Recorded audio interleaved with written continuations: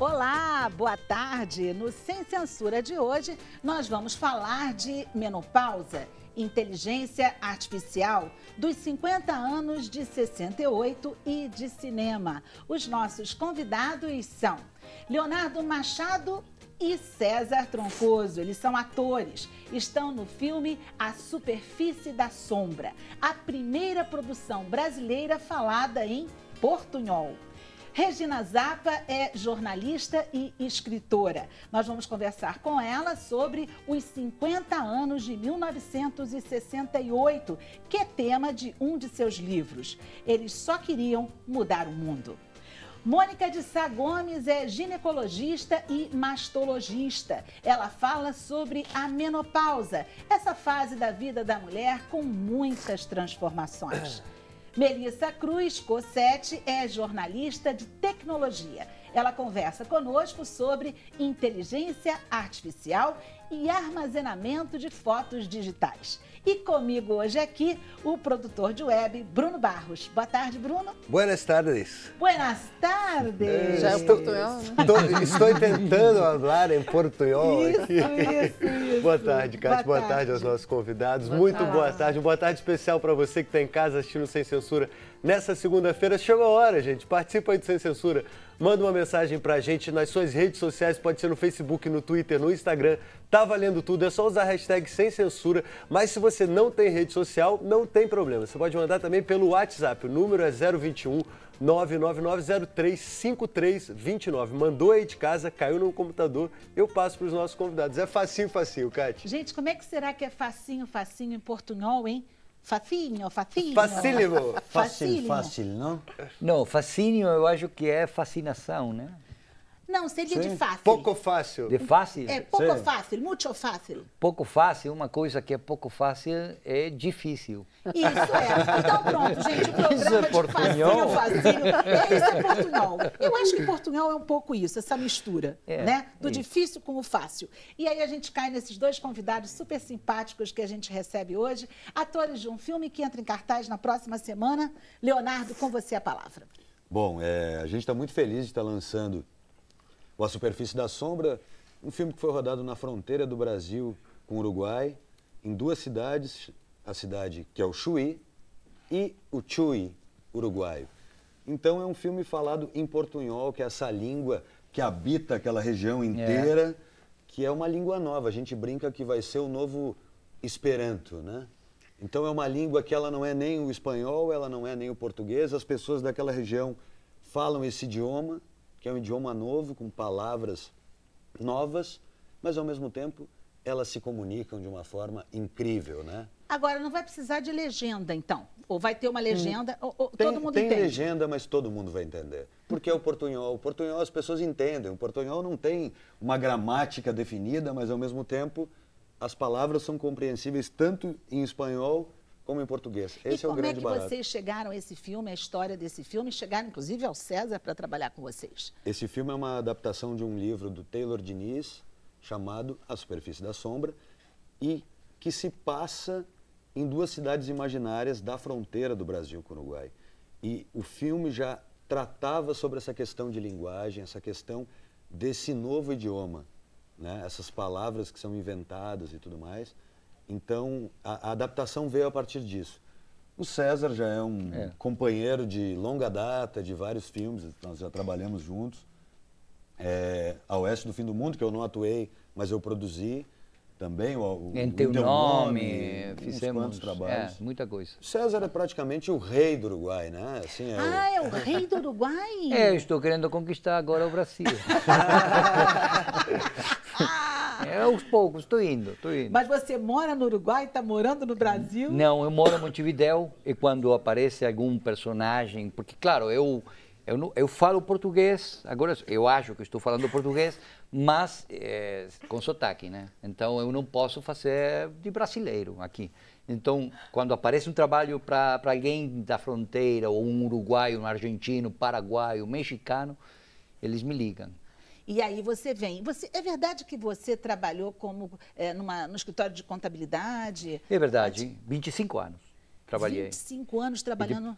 Ele só não ia trabalhar. Ah! Porque ele estava fazendo filmes, espetáculos. Tá, eu não gosto de trabalhar, eu sou uruguaio. Uruguaio não gosta de trabalhar. Não acredito. Mas... Não é não. O povo uruguaio é muito querido, né? E Não, no escritório, eu comecei trabalhando no escritório, depois eu descobri que eu gostava de fazer teatro, fazer cinema, e comecei a estudar teatro, e depois eu tirava férias para fazer filme, né? Eu pedia permisso, pedia autorização para sair para fazer filme. E no ano 2012 eu deixei o escritório, já aí virei ator 100%, porque a continuidade do trabalho valia a pena pensar que eu poderia me sustentar com a atuação. E quantos filmes você já fez? Eu tenho, aqui no Brasil tenho como 12, 13 filmes, tenho novela, minissérie também. E no Uruguai outro tanto, eu acho que tenho 30, por aí. Participações protagônicas, coisa mais pequena. Diferente tamanho do personagem. Né? Mas tem filmes premiados também, né, Leonardo? Tem muitos. Tem que falar isso também. Eu vou dizer que é meu amigo e eu posso falar, porque às vezes a gente falar da gente mesmo é estranho. Mas o César é um dos atores que mais trabalha na América Latina. O César tem um relacionamento também com a Argentina, com o Brasil, então circula bastante. Assim. Sim, sim. Sim, aqui fiz, não sei, o Faroeste Caboclo, com o Paulo fizemos todos esses filmes que ele falou, e aqui fiz para Faroeste Caboclo, Vendedor de Sonhos, Elis, o Hoje da Tata Amaral. Você estava no filme Elis também? Era o argentino do filme. Eu sou uruguaio, mas o argentino para mim não tem mistério. É lógico. Agora, gente, um resumo, então, uma coisa bem pequenininha sobre esse filme que vai entrar em cartaz. Bom, o filme narra a história desses personagens da fronteira, mas começa com o meu personagem, que é o Tony, que é um produtor musical, que recebe uma ligação da filha de uma amiga que ele não vê há mais de 20 anos, dizendo que a mãe está muito doente e que precisa falar com ele. Então ele sai dessa cidade e viaja para essa cidade no interior do Brasil, na divisa com o Uruguai, para encontrar a amiga. Quando ele chega lá, a amiga faleceu. Então, esse é o início do filme. Então, é ele chegando nessa cidade e convivendo um pouco com a filha dessa amiga e as pessoas no entorno, como o personagem do César, que é o coveiro da cidade, e, ao mesmo tempo, à noite, é o cantor de tangos de um bar. Então, são esses personagens... interessante, né? A Emília, minha diretora, diz que a gente tem um trechinho do VT do filme e a gente pode mostrar. Vamos ver, então? Se você recebe uma ligação dizendo que uma amiga que você não vê há quase 20 anos está morrendo e precisa lhe contar um segredo, faz o quê? Se você chega e ela já passou desta para melhor, você faz o quê? Fica para descobrir o que ela queria te contar? Sua mãe me chamava de Tony. Muito gosto. Mas se esse lugar é mais estranho que você poderia imaginar, com gente que parece estar sempre te ameaçando, você faz o quê? Tem gente que tem a alma repartida em duas. A parte de fora faz coisas que a parte de dentro não vê. Sometimes I'm burning a loneliness more than the sun in the lonely desert. Life will forgive us some days. Passe, antes de que sua alma seja repartida em duas.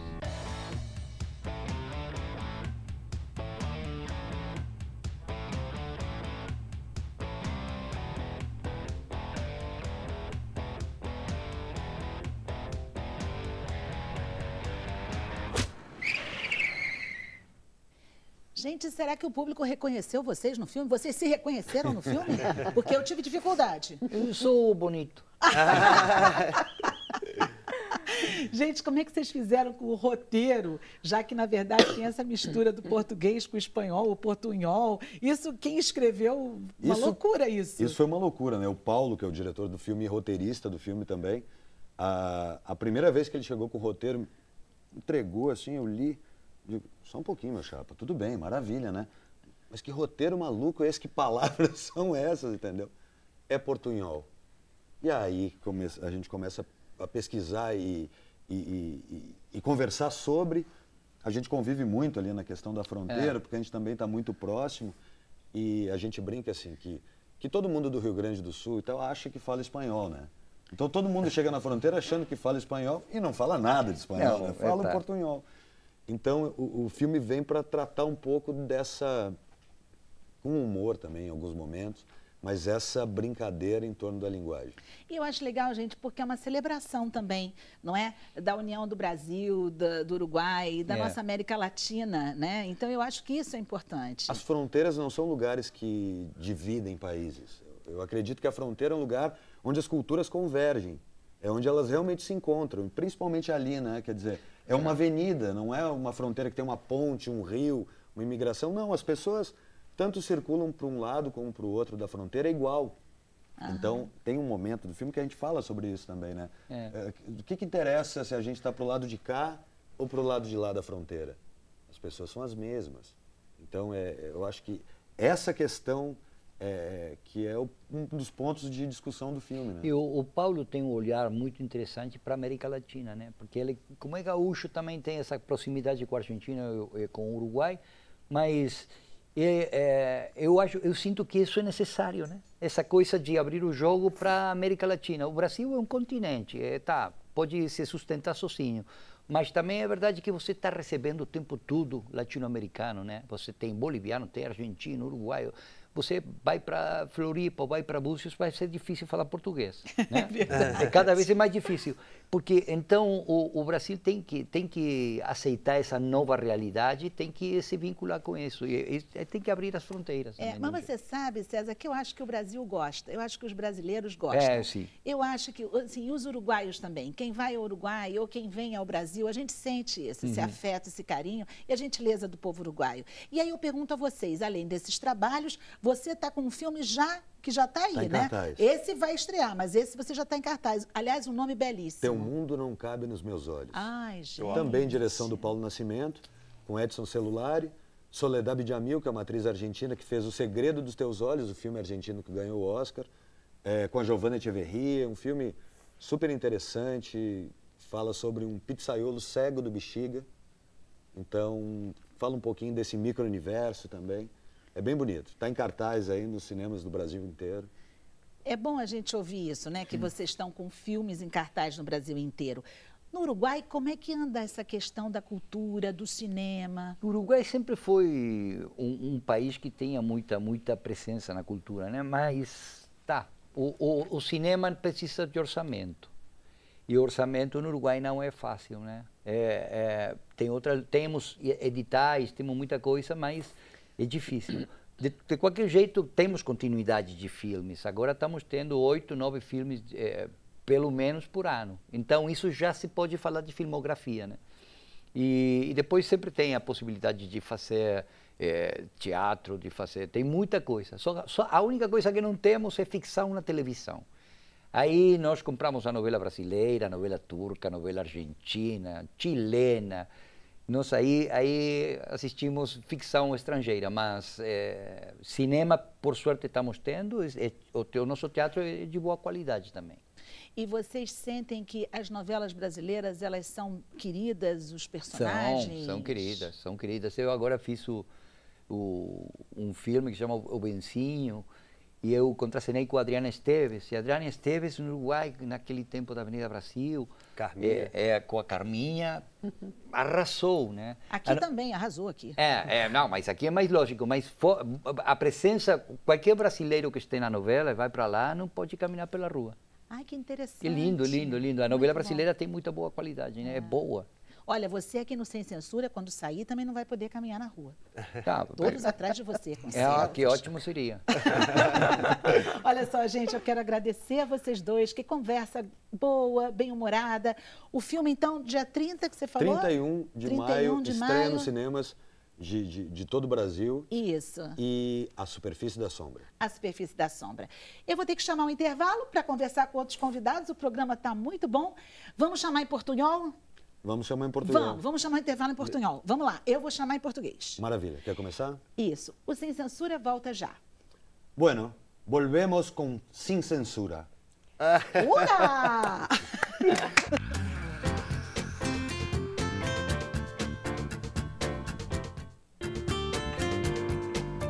Estamos de volta com o Sem Censura de hoje, Bruno Barros. Vamos a Paris?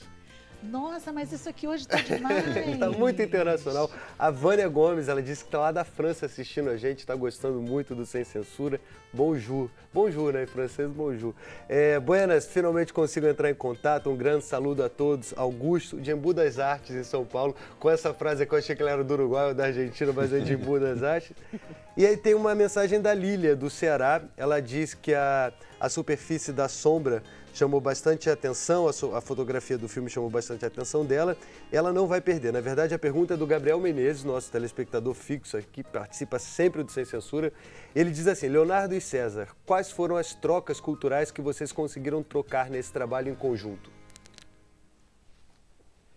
Não, eu não sei exatamente, porque como eu já tenho trabalhado aqui, a mistura é mas a troca já está dando há anos que estou tendo, mas eu acho que o mais interessante é descobrir o contrário, né? Que você não está trocando muita coisa, que você tem muita coisa em comum. Igual. Sempre, né? Que o idioma não faz a diferença. Não é uma barreira, né? Não é uma barreira, né? O Rio Grande do Sul e o Uruguai são parte do mesmo território, para mim. Tem uma coisa interessantíssima que nesses lugares de fronteira, e principalmente ali, convivem muito bem palestinos, que tem uma comunidade muito imensa, grande. Árabes, turcos, brasileiros, uruguaios, espanhóis, argentinos. Então, é uma comunidade que as culturas vão se mesclando e convivem de uma forma extremamente pacífica e, inclusive, eu diria, amorosa. É muito interessante aquele lugar, é um lugar muito quente, assim. Quando você chega numa cidade dessas, as pessoas têm curiosidade, as pessoas querem falar, você encontra as pessoas na rua. Uma caminhada de 1 hora pelo Chuí, você vai encontrar pessoas interessantíssimas e com culturas completamente diferentes. Eu acho que isso é enriquecedor. Assim. Olha aí, tô louco de vontade de ir ao Chuí. Nossa, com certeza. Eu tô louca de vontade de ver o filme também. Eu concordo com a telespectadora que falou, e realmente a gente ficou... Todo mundo aqui também falou a mesma coisa que você, de tão bonito que é o filme.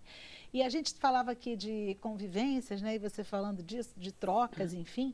Gente, como é difícil a gente passar por várias trocas na vida. Eu digo trocas no nosso próprio corpo, né? Como é que a gente vai passando e a gente vai tendo que conviver com o que vem. E às vezes a gente se depara com situações que a gente não esperava e há uma determinada época da vida da mulher que elas vêm de uma forma, eu diria assim, avassaladora, que é a época da menopausa. E a gente tem aqui a doutora Mônica de Sá Gomes para falar com a gente desse assunto. Boa tarde, doutora Mônica. Boa tarde. Boa tarde. Muito obrigada pelo convite de estar aqui hoje, é uma honra. A primeira coisa que eu queria te perguntar é exatamente o conceito, porque muita gente fala, né, eu estou na menopausa, não, eu vou entrar na menopausa, não, eu já passei pela menopausa. O que é realmente isso?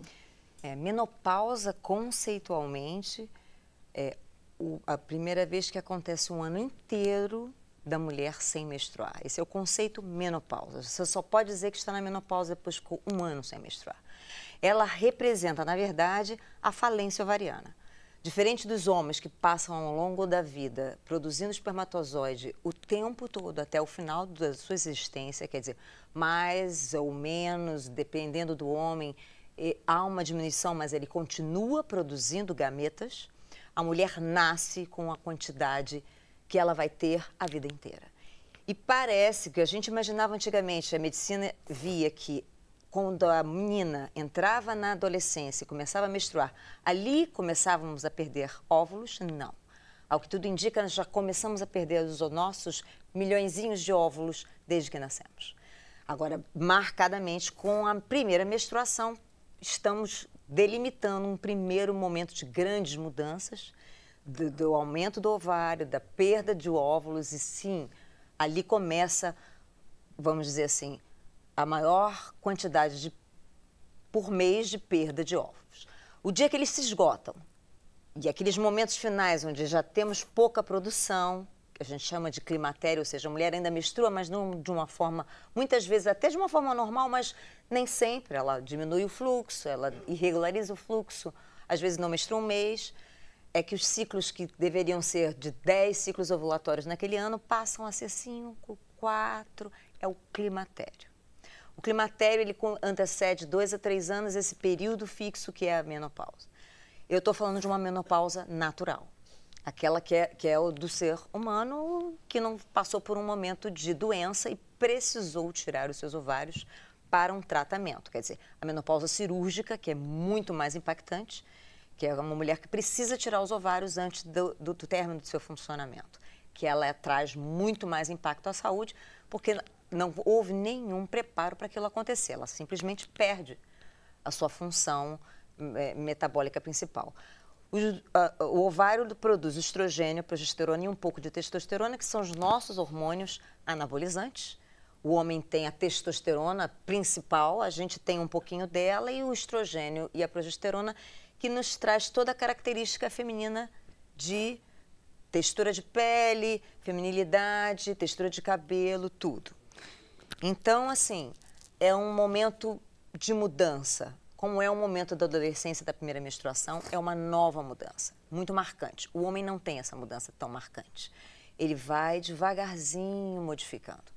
Nós não, nós temos essa mudança muito impactante. E eu ia te perguntar, você falou que a gente, desde pequena, há uma questão de você, por exemplo, começa a menstruar aos 11 anos, você vai, enfim, você pode ter menos tempo porque você começou mais cedo, ou você tem uma menstruação que vai ser parecida com a da sua mãe, por exemplo, há uma questão genética, se ela menstruou aos 12, você também vai parecido e ela terminou aos 50, isso pode acontecer? Pode, mas é um grande mistério ainda para a gente. E, além de ser um mistério, da gente imaginar que pode haver um modelo familiar, nós sofremos muitas mudanças, socialmente falando, impactantes nesse caminho. São 50 anos de 1968, são 58 anos de pílula anticoncepcional, o medicamento mais estudado de todos os tempos, o mais conhecido e talvez o mais revolucionário de todos os tempos. Eu tenho um filho que estuda engenharia da computação e brinco com ele que o mundo deveria ter sido dividido, por enquanto, em 3 momentos impactantes. A passagem de Jesus Cristo, a pílula anticoncepcional e a internet. Eu acho que são 3 coisas que vão mudar a humanidade eternamente. Num país católico, isso é um pouco mais complicado, um país com uma predominância forte da igreja, isso é muito complicado porque a pílula anticoncepcional ainda sofre muito, mas é uma grande arma feminina.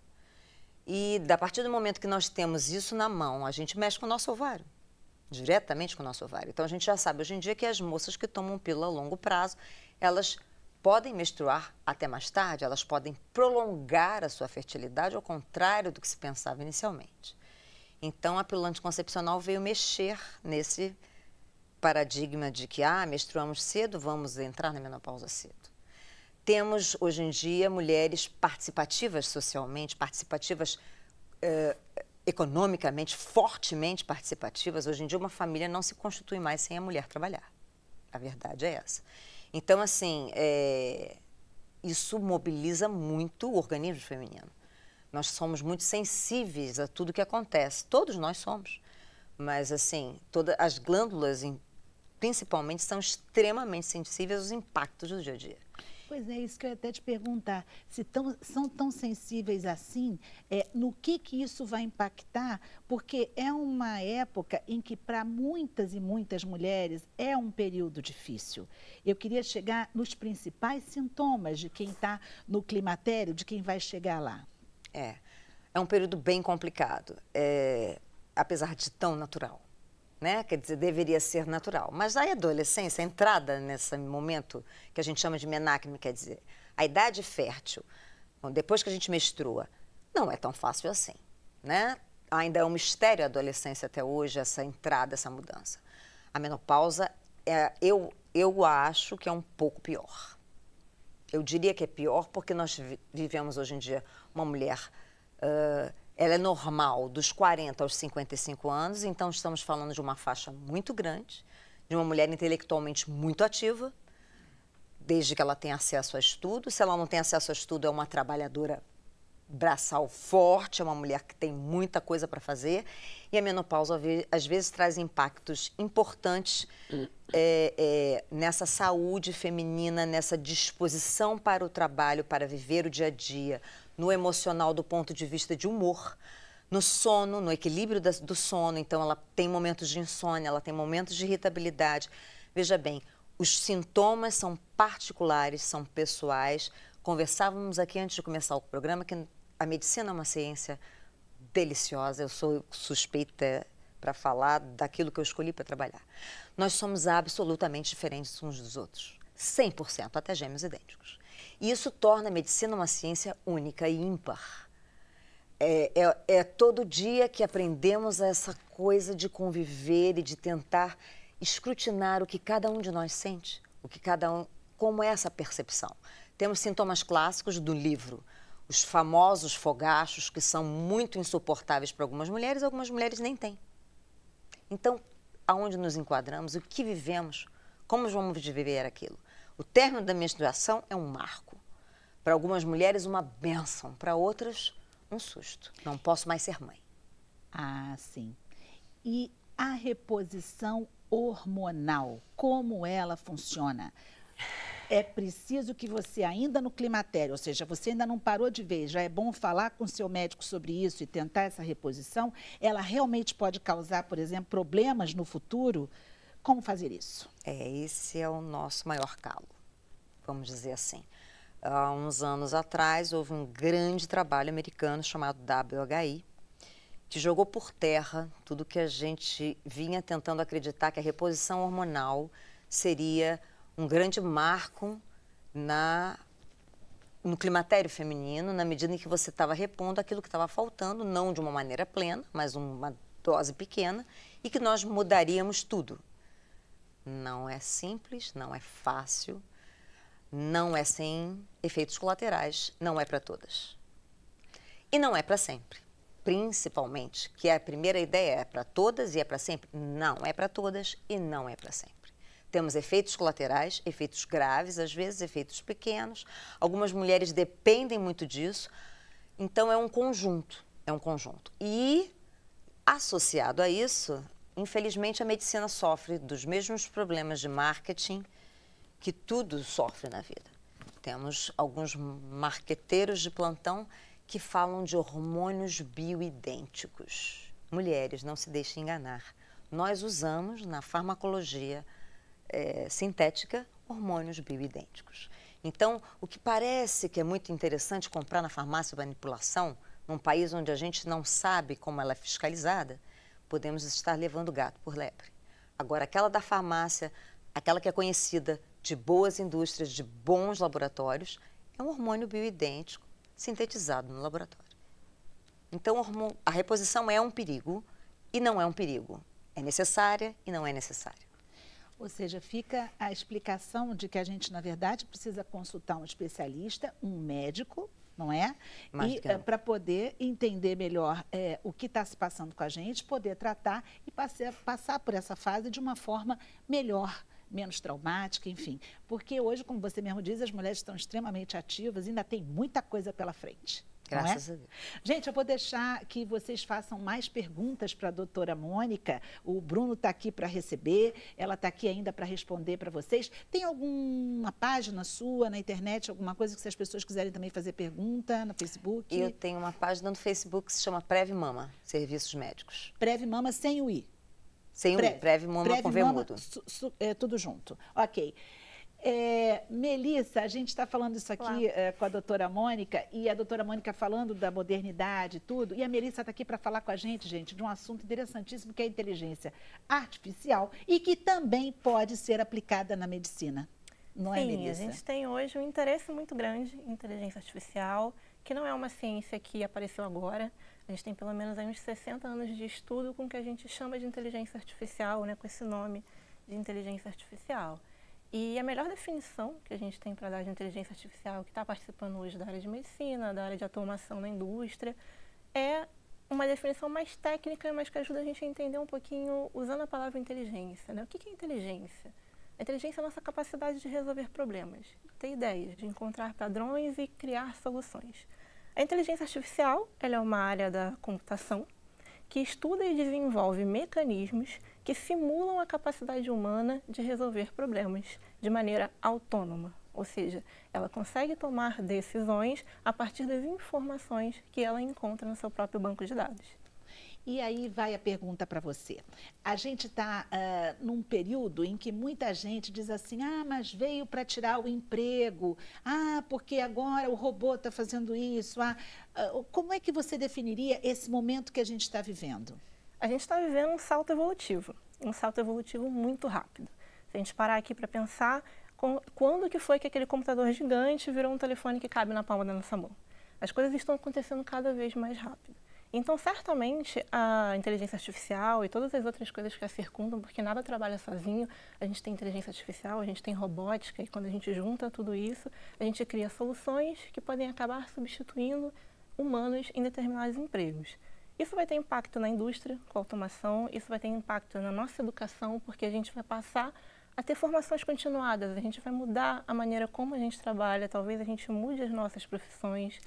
Pois é, Melissa, que profissões você diria que vão desaparecer por conta disso e no que as pessoas, por exemplo, poderiam investir, os mais jovens? O que vem por aí?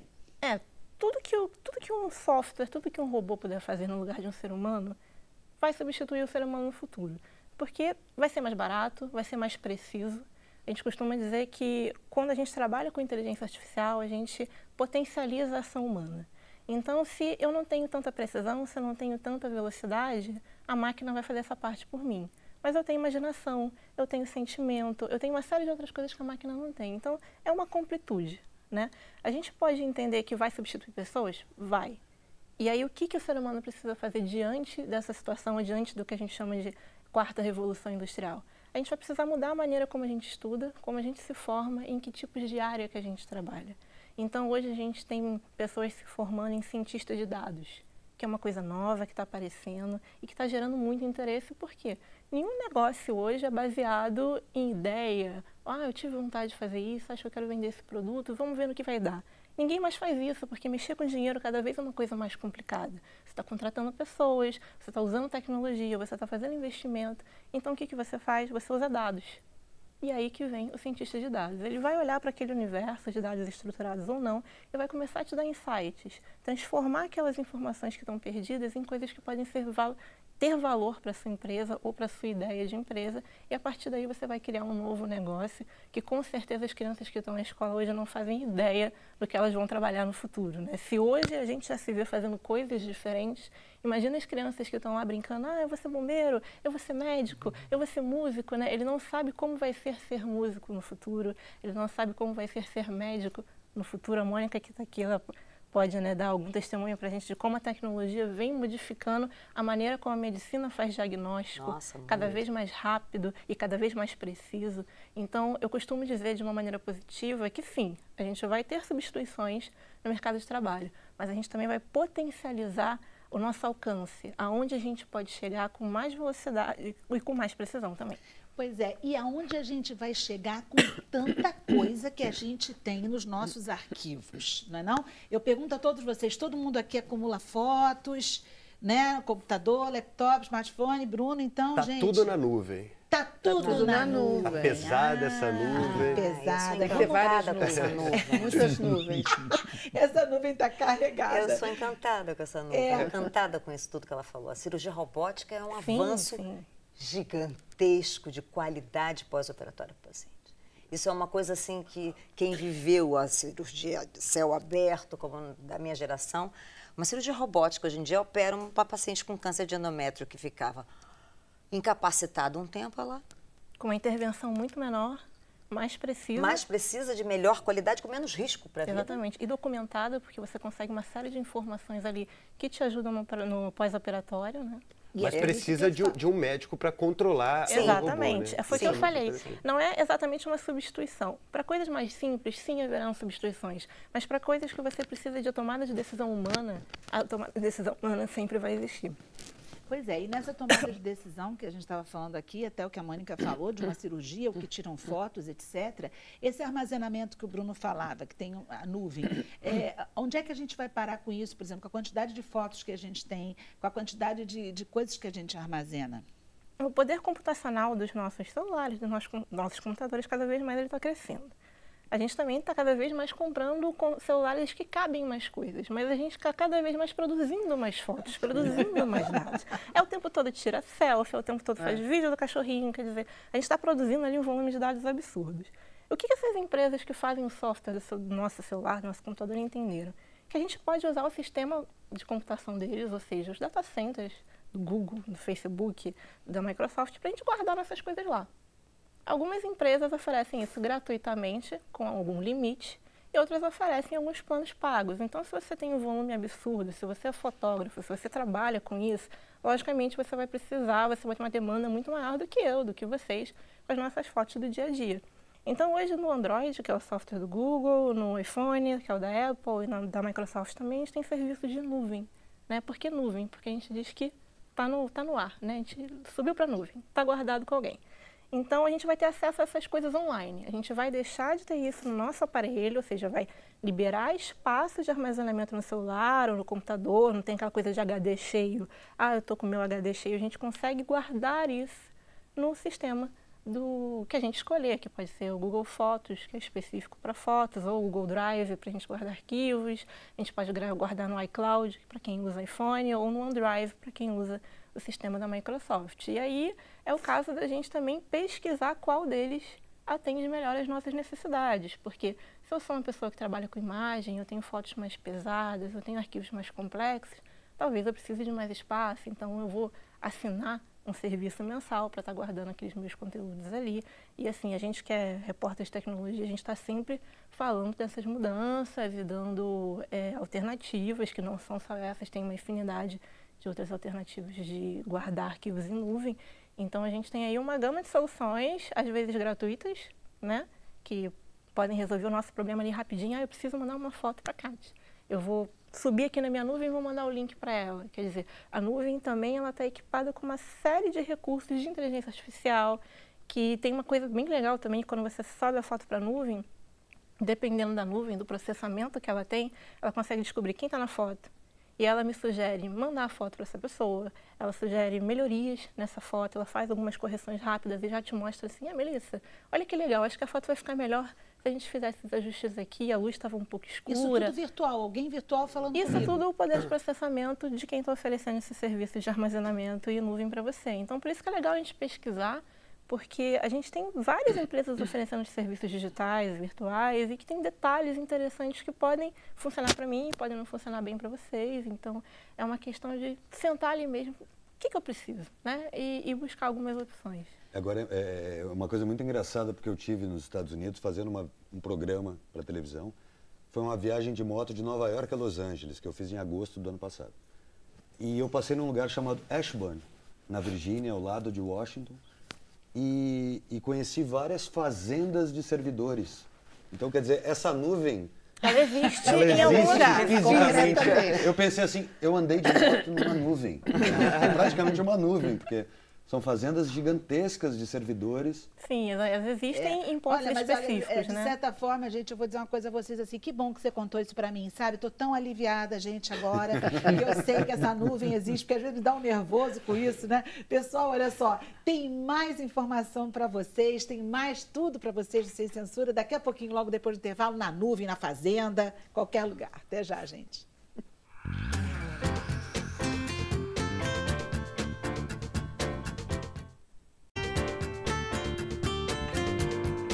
Estamos de volta com Sem Censura de hoje, Bruno Barros. Olha aí, a gente falou da França, vamos a Londres agora. A Cândida Góes está assistindo a gente lá de Londres, foi assistir aí o casamento do príncipe, né, Cândida? A Vera, tem gente perguntando aqui, Cátia, pela Vera Barroso. É sempre bom dizer que ela está de férias, ela volta no final do mês, enquanto isso estamos com Cátia Navarro. Terezinha de Sergipe mandou uma mensagem assim, vocês estão aí falando de nuvem, eu estou flutuando aqui sem entender. O que é a nuvem para Terezinha que não sabe o que é uma nuvem? Então vamos lá. A nuvem é um armazenamento de dados online. Então, o que acontece? Empresas de tecnologia, elas têm servidores, elas têm locais, computadores delas, que elas fornecem esse poder computacional para a gente guardar coisas nossas na máquina delas. Logicamente que isso tem a ver com legislação, elas são responsáveis pelos nossos dados, não fica abandonado sem ninguém tomar conta, né? Quando você escolhe uma empresa para prestar esse serviço para você, ela é responsável por guardar esse dado para você.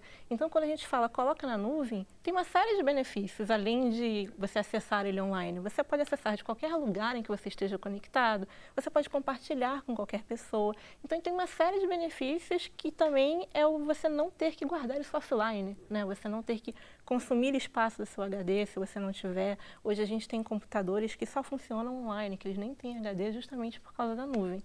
Então a gente pode dizer para ela ficar tranquila que e a nuvem não é aquela nuvem que está lá no céu, não, é um computador gigantesco. É um computador gigantesco que está armazenado em algum lugar e tem uma redundância também em outro. Quer dizer, quando ele não tem espaço físico, porque ele tem redundância e ele manda aquela cópia para vários lugares, a gente diz que está na nuvem. Eu ia perguntar isso para a Melissa. Quer dizer, a gente pode dizer que a nuvem é um caminho, uma trajetória que começou com disquete, sim, o CD, ele é um armazenamento. Que vão. Ele é um armazenamento de dados, onde a gente tinha um armazenamento offline, hoje a gente tem um armazenamento online, exatamente. E a gente pode ter até uma redundância dos dois. A gente pode subir o nosso HD para a nuvem, para a gente poder acessar o que a gente tem na nossa casa, no nosso celular, de qualquer lugar ou de qualquer outra máquina. Regina Zappa, você imagina que os jovens de 1968, que queriam mudar o mundo, poderiam, em algum minuto, imaginar uma coisa dessas? Acho que não. Acho que nem 10 anos, 20 anos atrás, a gente, cada ano é uma novidade que você não imaginou no ano anterior, né? As coisas estão indo muito rápido. A gente já tinha pesquisas, né? Mas a gente não tinha isso na mão das pessoas. Acho que a grande diferença é que as coisas estão saindo da mão dos cientistas e vindo para o nosso celular. Eu acho que esse é o grande impacto que a gente pode ver dos últimos anos para cá, né? E a Regina, eu perguntei isso a ela porque ela tem um livro que já está fazendo 10 anos e que, ou seja, exatamente nessa data redonda que ele está fazendo tanto sucesso e sendo tão falado, né, Regina? Que é um almanaque de 1968 do ano inteiro. Com muita informação. Eu escrevi esse livro junto com o Ernesto Soto, que é um jornalista, amigo meu. Fizemos isso 10 anos atrás e a gente está muito impressionado porque está chamando muita atenção agora, muito mais do que na época que ele foi lançado. Quer dizer, 10 anos atrás. Agora, não sei se por causa dos 50 anos ou por causa do contexto em todo o mundo que a gente está vivendo, talvez uma volta ao conservadorismo. E naquela época, em 68, boa parte da luta em todos os lugares, em vários lugares do mundo, era contra esse conservadorismo, né? Contra essa sociedade muito estratificada, as relações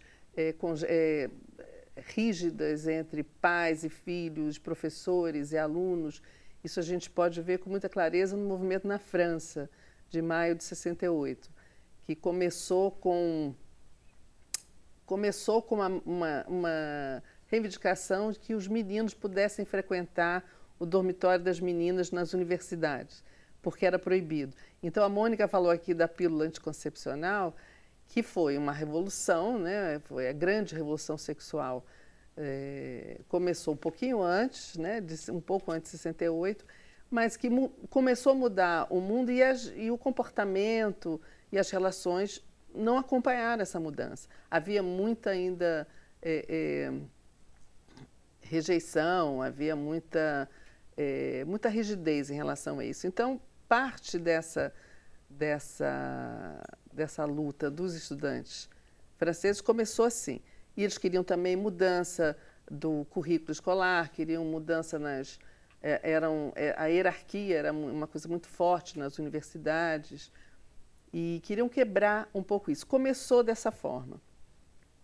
Depois foi também ganhando adesão dos operários, jovens operários franceses, porque nesse momento a França, que vinha vivendo um período de prosperidade do pós-guerra, as coisas começaram a ficar complicadas e o governo francês, as autoridades resolveram que, quer dizer, tinha um pensamento de que não adiantava ter muitos estudantes na universidade, porque o mercado de trabalho não ia absorver todos esses estudantes. Então, se começou a fazer um movimento para evitar que muita gente entrasse para a universidade. Então, isso também causou uma indignação. Acho que foi mesmo em 68, foi fundada a Universidade de Nanterre, que era na periferia de Paris, para absorver alguns estudantes que não conseguiam entrar para as principais universidades, como a Sorbonne. E se transformou numa universidade muito progressista. Então, foi ali que começou o movimento, era ali que estudava o Daniel Cohn-Bendit, que era um líder, ele era alemão, mas ele estudava na França. E o movimento começou lá, os estudantes ocuparam a universidade. A universidade acabou sendo fechada e esse movimento se transferiu para a Sorbonne, em Paris. E daí foi uma bola de neve com... E foi ecoando pelo mundo. Isso foi na França. Quer dizer, os contextos eram diferentes em cada lugar do mundo, mas esse desejo de mudança, de transformação, permeava todos esses acontecimentos. Então, se a gente sair um pouquinho da França e vier falar do Brasil, a gente estava em plena ditadura militar nessa época. Né? 68, já tinha muita censura, perseguições, já era um ambiente bem sombrio. Né? Então, você tinha os jovens, né, jovens brasileiros, sobretudo jovens de classe média, que se insurgiam contra o regime militar. Então, você tinha isso no Brasil, esse contexto da ditadura. Ao mesmo tempo, você tinha uma cultura muito efervescente nessa época. Você tinha no Brasil o Teatro Oficina, depois o Teatro Opinião, o Teatro de Arena, em São Paulo também. O Cinema Novo vinha vindo já no começo da década. A arte era muito politizada nessa época, por conta, provavelmente, de ser esse ambiente de repressão, né, de censura. E isso foi levando ao final de 68 no Brasil, que aí terminou com o AI-5 em dezembro, e aí as coisas realmente se fecharam mais e pioraram. Muita gente saiu do país, foi para o exílio, muita gente foi presa, muita gente desapareceu, muitas pessoas foram mortas e perseguidas. Então, não acabou bem o ano de 68 no Brasil. Mas a gente tem que destacar que esse livro da Regina, ele é muito interessante de ser lido, porque ela separa os capítulos por meses, né? Então, a gente tem o que foi mais importante em janeiro, fevereiro, março, abril, maio, e você vai caminhando, e não só, não é? Você tem razão da parte política, mas a gente vai encontrar, por exemplo, aqueles atores que faziam mais sucesso, aqueles políticos que chegavam do exílio ou iam embora, músicas também, concurso de Miss Brasil, você foi caminhando, não é? Por 1968 todo. A gente decidiu, e é engraçado, quando a gente começou a pesquisar para fazer esse livro, a gente começou a ver, tinha coisa que a gente não imaginava, fomos descobrindo coisas. Por exemplo? Pequenas coisas. Por exemplo, era um momento em que a geração daquele momento falava muito de si própria. Então, você tinha músicas, por exemplo, My Generation, The Who, que a gente traduz no livro a letra, era um pouco autocentrada no sentido de que somos a geração que está lutando por mudança.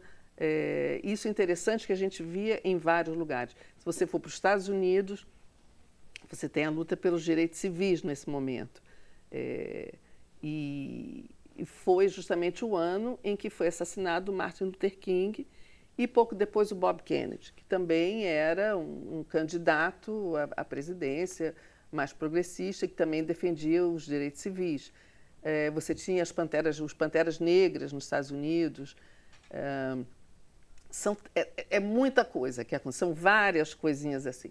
Coisas na cultura, coisas na moda. A moda, me lembro que tinha a Verusca, que era uma modelo muito famosa, tinha a Twig, a mini saia da Mary Quant foi criada nesse momento, túnica indiana, enfim, a gente tem um capítulo sobre as modas, né, que eram muito parecidas no mundo inteiro, e apesar de não haver internet ainda naquela época. Então, é muito curioso, porque havia uma turbulência generalizada, justamente isso, sem que houvesse essa comunicação que a gente tem hoje, mas as coisas foram eclodindo em lugares diferentes, por razões diferentes, mas com um contexto assim, de idealismo, de busca da utopia, de coletividade e de desejo de liberdade. E essa liberdade significava coisas diferentes. Por exemplo, na França, os estudantes não aceitavam mais o poder, aquela estrutura de poder que existia. Queriam acabar com aquilo, não sabiam muito bem o que colocar no lugar, mas não era o que eles desejavam mais, né? Eles queriam uma mudança. Ao mesmo tempo, na Tchecoslováquia, os jovens e os tchecos em geral, eles queriam uma mudança porque eles queriam a democracia, eles queriam o regime que os franceses já não queriam, porque havia uma ocupação soviética, era a época da Guerra Fria, então eles queriam se desfazer daquilo, eles queriam poder votar, queriam ter uma democracia no país deles. Quer dizer,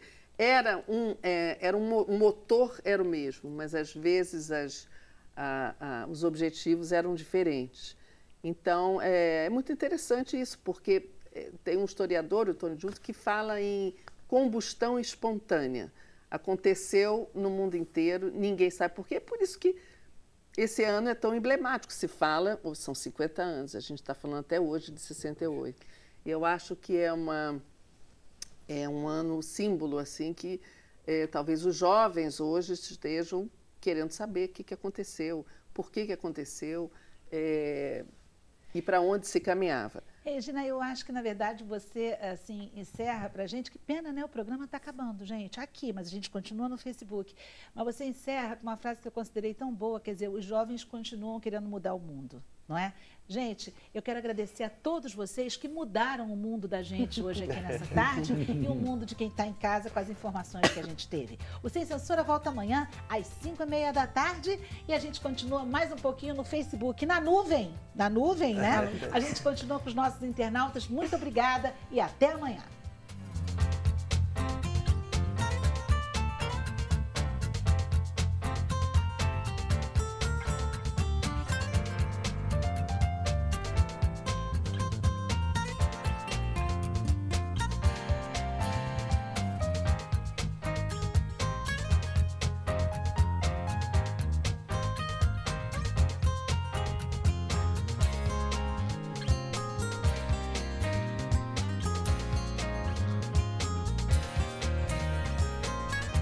Gente, voltamos. Olha, a gente debate continua aqui, né? Falou em mudar o mundo, a gente tem sempre alguma coisa para dizer. Nós estamos no Facebook. Bruno Barros, o que as pessoas estão comentando? Tá cheio de gente aqui querendo mudar o mundo, Cátia Navarro. Olha só, Cíntia Silva, ela é daqui do Rio. Ela disse que a fase da menopausa na vida da família dela foi muito difícil. Ela tinha 15 anos quando a mãe dela passou pela menopausa e a mãe não suportava a voz dela. Ela disse que foi muito difícil, mas com muito amor, todos passaram por isso juntas. E aí tem uma pergunta da Tereza Vale, da Tijuca. Ela diz assim: doutora Mônica, é verdade que a partir dos 70 anos as mulheres não precisam mais fazer o exame preventivo? Não. Há um movimento em relação a isso mundial. Se a gente considerar o preventivo só a coleta do famoso Papa Nicolau, ou da citologia oncótica, realmente, a partir dos 70 anos, a mulher tem muito menos câncer de colo uterino. Mas a gente tem outros tumores que podem acontecer. O preventivo, na verdade, representa fazer esse estudo do câncer de colo do útero. E realmente é um dos poucos que a gente faz prevenção. Agora, você não pode pegar uma mulher de 70 anos hoje em dia e achar que você vai abandoná-la porque ela é muito ativa. A gente está empurrando a longevidade. Os brasileiros já vivem muito bem até 70 anos. Imagina o resto do mundo que já vivia mais. Então, eu acho que nenhum conceito pode ser fechado. O pouco de 31 anos de formada que eu tenho, eu posso dizer que não podemos ter portas fechadas para nada nessa vida. E principalmente se a gente for falar de saúde das pessoas. A gente está falando de uma coisa muito séria. Uma mulher de 70 anos é extremamente produtiva. Uma mulher e um homem. Então, assim, por que não fazer preventivo, fazer mamografia, estudar a saúde dela, se ela ainda pode contribuir tanto com a experiência, né? Eu acho que a gente tem que começar a valorizar exatamente o que a gente veio construindo na medicina, que é viver mais. Se é viver mais, é porque aquelas pessoas mais velhas têm muito a nos passar, a nos ensinar, a nos trazer. Essa mudança tão rápida no mundo, ela tem que ser contada. Porque não havia internet. Pois é, porque a gente estava falando disso, porque agora tem tanta coisa. Mais do que nunca a gente precisa deles. Bruno. Eles são os HDs que nós não temos na nuvem. Nuvens. Então precisamos muito deles, saudáveis, né? Mais do que tem mais nunca. pergunta? Mas tem muitas Nossa. perguntas no WhatsApp, para mais de 300, mas vamos lá. É verdade que quando a gente retira o útero, nós envelhecemos mais depressa? Quem perguntou foi a Mônica Josefa, de Recife. Não. O útero não tem nenhuma importância a não ser gerar filhos, né? Quer dizer, o casinha do bebê, a função principal do útero é ser a casinha do bebê. Acabou o problema. O ovário é que é a grande questão. Você deixa uma mulher sem função, sem vida, se você mexe nos ovários dela. Então, a mulher é castrada, se tiram-lhe os ovários e não se tira o útero. Agora, aí nós temos muitas coisas em relação a isso, porque, gente, isso mexe com a emoção, muito mais do que com a saúde. Tem mulher que adora menstruar, tem mulher que precisa de ver a sua menstruação e tem mulher que odeia menstruar. Então, a gente está falando de emoção. O que essa menina coloca aí, eu escuto muito no consultório. As meninas, as mães levam as meninas porque estão levando ela no ginecologista. Mas a menina vira e diz assim, o que você pode fazer pela minha mãe que eu não estou suportando a minha mãe nesse momento? Porque a mãe está irritada com a menopausa, ela está mais irritada mesmo. Então, assim, o útero em si não faz uma mulher ficar na menopausa, só tira a menstruação dela. Agora, os ovários, quando retirados, é que fazem a grande diferença. E pode causar um envelhecimento. Sim, exatamente. Olha aí, olá, meu nome é Éder Narciso e sou de Fortaleza, no Ceará. E a minha pergunta é, além de inspirar futuras mobilizações como o pacifismo, o ambientalismo, a promoção da equidade dos gêneros, que outras contribuições as manifestações do ano de 1968 trouxeram? Olha, essa é uma pergunta que muita gente faz. Eu acho assim, se você for analisar se foi um ano que deu certo, se tudo deu certo, não. A Guerra do Vietnã, que era uma das principais coisas combatidas, não terminou em 68. A ditadura militar brasileira piorou. Os franceses, depois que chegaram as férias e os estudantes foram para casa, e houve uma grande manifestação da classe média a favor do governo do De Gaulle, então o movimento meio que acabou ali também. E os tchecos tiveram que assistir à entrada dos tanques soviéticos e também acabou com o movimento. Mas se você pensar dessa forma, não foi bem sucedido. Mas se você pensar como inspiração e como uma abertura de uma brecha para coisas que aconteceram depois, como o feminismo, como o pacifismo, como a luta contra os preconceitos, a defesa dos direitos civis, isso aconteceu depois, eu acho, por conta daqueles movimentos que aconteceram naquele momento. Eles abriram caminhos, abriram brechas, que a gente só foi ver o resultado um pouco depois.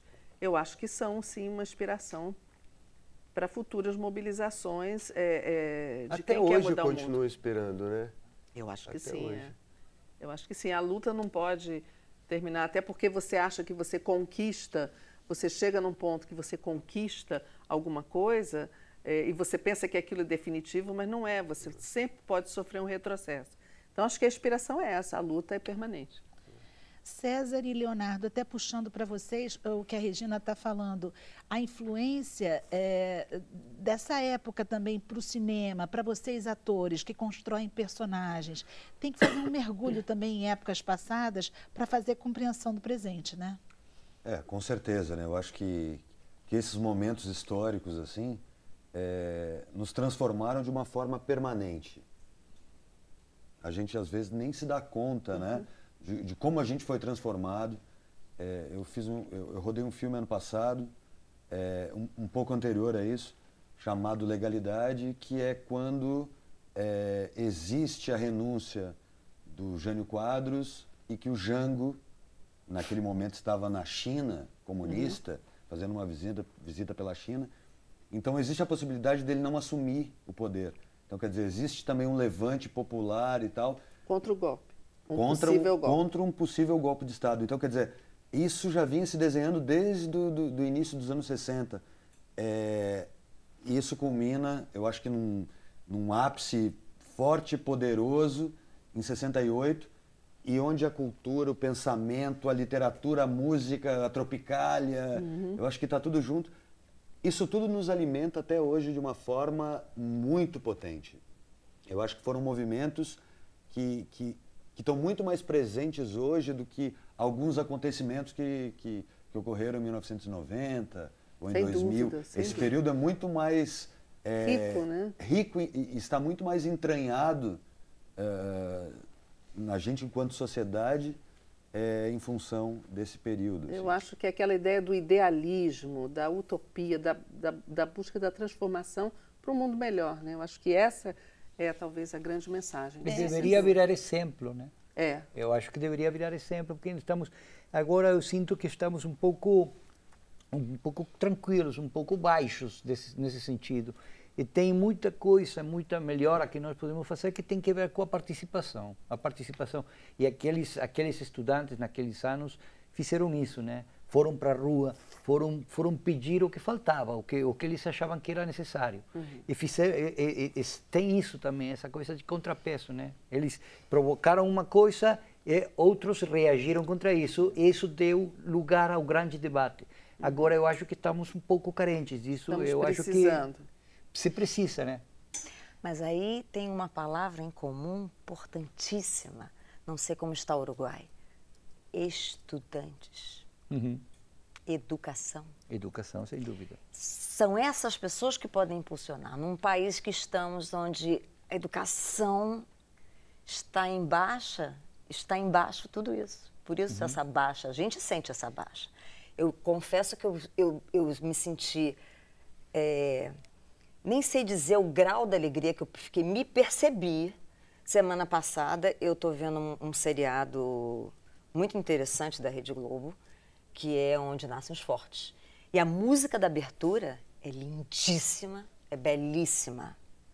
Todos os homens precisam de uma mãe. Ah, sim. E aí, bom, estou vendo aquilo belo, eu quis ver quem era essa pessoa.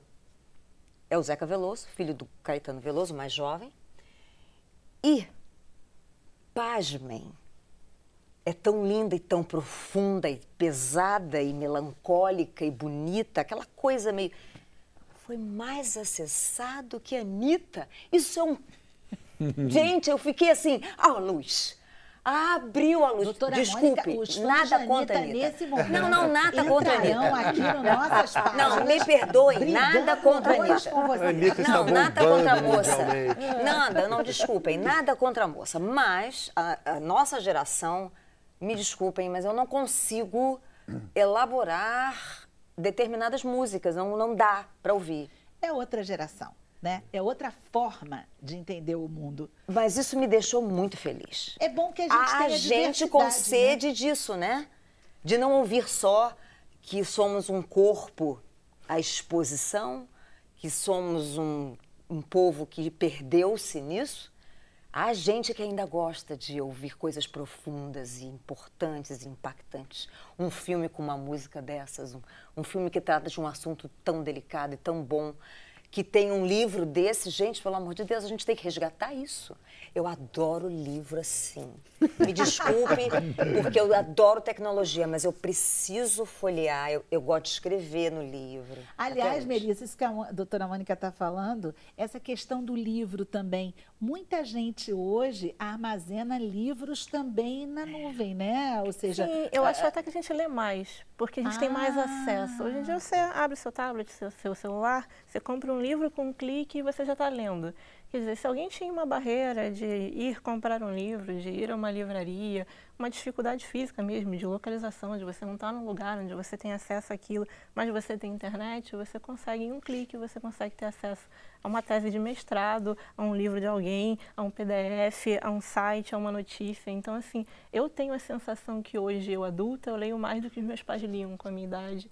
E eu tenho certeza que esse acesso vai fazer com que cada vez mais pessoas leiam mais. E a minha geração, que não era uma geração para estar comprando livro impresso, hoje, por causa disso, eu compro livro impresso. Porque eu tive acesso a um trecho online, porque eu vi um post no Facebook de uma amiga que estava lendo um livro e deu 5 estrelas para o livro, achou o livro fantástico. Aí eu dei de cara com o livro na livraria, comprei. Então, acho que todas essas coisas, elas conversam, né? Cada um tem uma necessidade física diferente do outro, mas eu acho que para a literatura, no geral, é um ponto extremamente positivo, porque a gente está lendo mais, né?